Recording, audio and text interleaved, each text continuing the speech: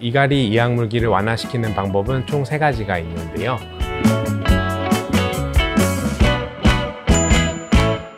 오늘은 제 전문 분야인 턱관절 질환 중에서 이갈이 이악물기에 대해서 얘기해 드리려고 합니다. 제가 사진부터 하나 준비를 해봤는데 이갈이 이악물기가 심한 분의 사진입니다.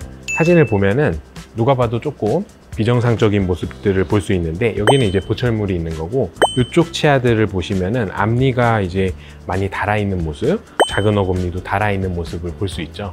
사람 치아는 원래는 범랑질이 둘러싸고 있고, 그 안에 상아질, 치수, 신경 이런 식으로 3겹으로 되어 있는데, 근데 이 사진은 이제 이갈이가 심한 분들이 범랑질이 마모가 돼서 안에 상아질, 심지어는 이 가운데 보면은 회색 빛깔로 보이는 부분 신경이거든요. 신경이 거의 비쳐 보이는 그런 상태를 보여주고 있습니다. 이갈이라든지 이악물기가 심하면은 이런 식으로 계속 범랑질, 상아질이 마모되기 때문에 결국에는 신경 치료를 해야 되고, 나중에는 이제 전체 보철 치료로 이어지는 아주 무서운 질환이기는 합니다. 치아가 마모되는 순서는 상아질이 이렇게 웅덩이가 파였다가 주변에 범랑질이 다시 깨지고 평탄해지고, 또 웅덩이가 파이고 다시 평탄해지고, 웅덩이가 파이고 평탄해지고, 이게 반복되면서 치아가 점점 짧아지게 돼 있습니다. 그만큼 턱도 계속 함몰이 되죠.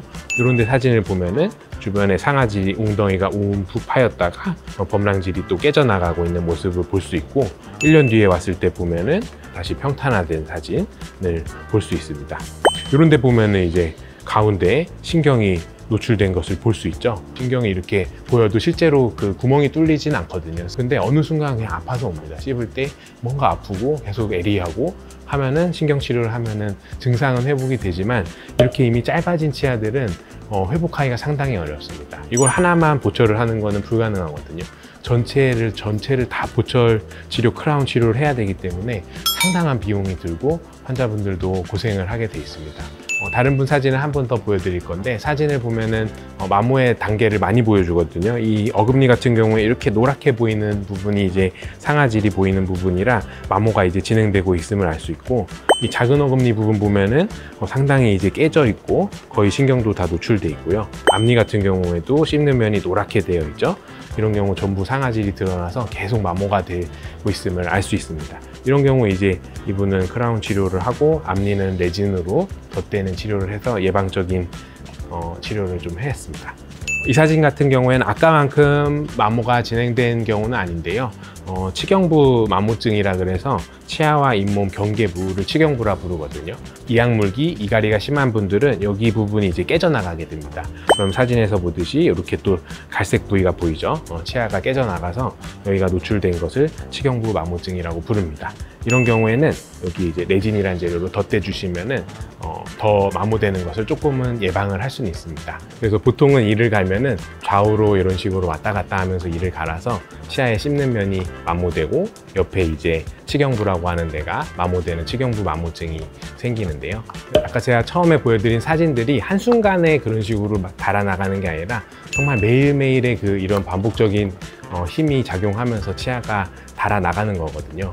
반복적인 힘이 작용하는 거를 차단을 조금 해줘야 현재 상태라도 좀 유지를 하고, 마모가 되는 건 어쩔 수 없기 때문에 그 속도를 조금이라도 늦춰줄 수 있다고 생각을 합니다. 그러면은 지금부터는 이런 이악물기, 이갈이를 어떻게 하면은 완화하고 조금이나마 예방할 수 있는지 설명드리겠습니다. 첫 번째는 가장 쉬운 방법인데요. 평소에 그 집중하거나 일을 하고 있을 때 이를 악무는 사람들한테 아주 도움이 되는 방법입니다.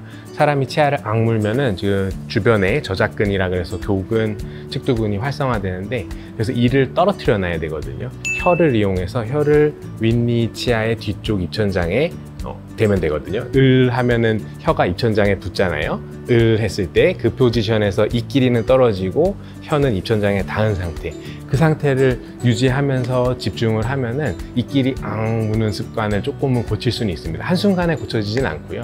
시간이 지나다 보면 어느 순간 내가 집중했을 때 이 길이 떨어져 있는 상태가 되게 됩니다. 그 다음에 이제 두 번째 말씀드릴 방법은 보톡스를 이용하는 방법입니다.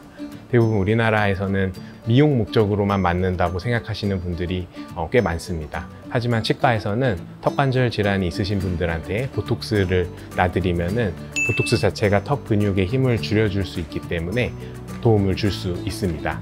주로 하시는 질문이 그럼 보톡스 어디에 맞아요?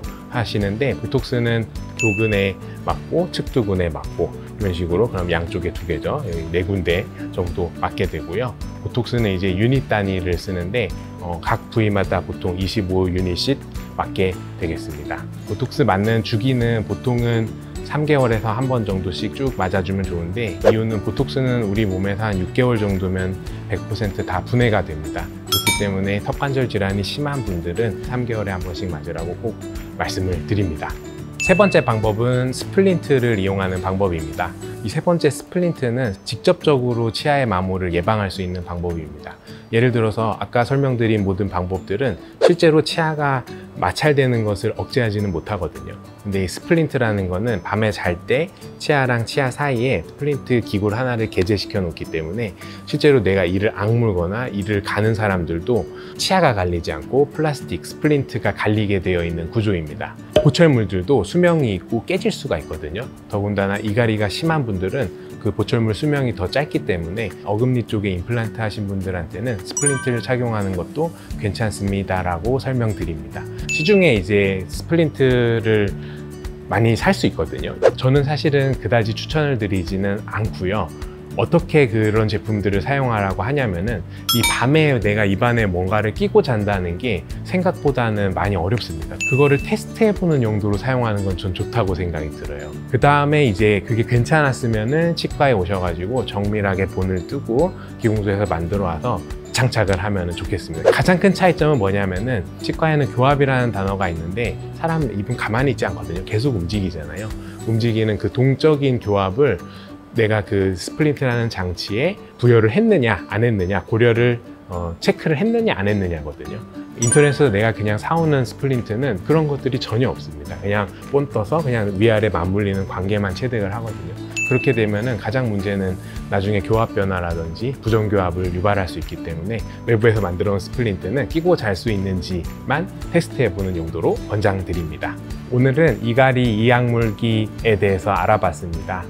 스플린트나 보톡스 아니면 아까 설명드린 그 운동하는 요법들에 대해서 궁금한 점이 있으면 댓글로 남겨주시면 성심성의껏 답변 드리겠습니다.